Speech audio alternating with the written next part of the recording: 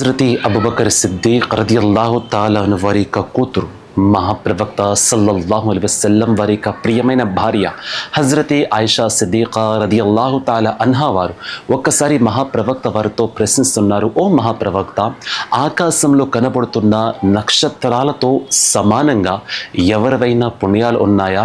వారి తండ్రి యొక్క గొప్పతనం వినాలని ఆతృత కలిగింది. ఆ యొక్క సమయంలో మహాప్రవక్త వారు సమాధానం చెబుతున్నారు, అవును ఉన్నాయి. అవి ఎవరివి అంటే హజరతి ఉమరే ఫారూక్ వారివి. ఈ మాటలు విన్న మరుక్షణమే ఆమె ప్రశ్నించింది, మరి నా తండ్రి యొక్క పరిస్థితి, ఆయన యొక్క పుణ్యాల యొక్క పరిస్థితి?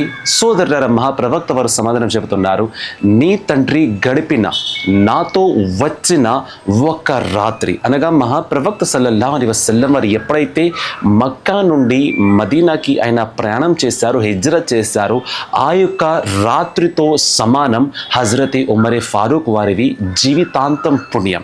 అంటే ఒక్క పుణ్యం హజరతి ఉమరే ఫారూక్ వారివి జీవితాంత కాల పుణ్యంతో సమానం. సోదరులరా, ఈ మాట విన్న హజరతే ఆయిషా సిద్దికా వారి యొక్క పెదాలలో చిరునవ్వు వచ్చింది.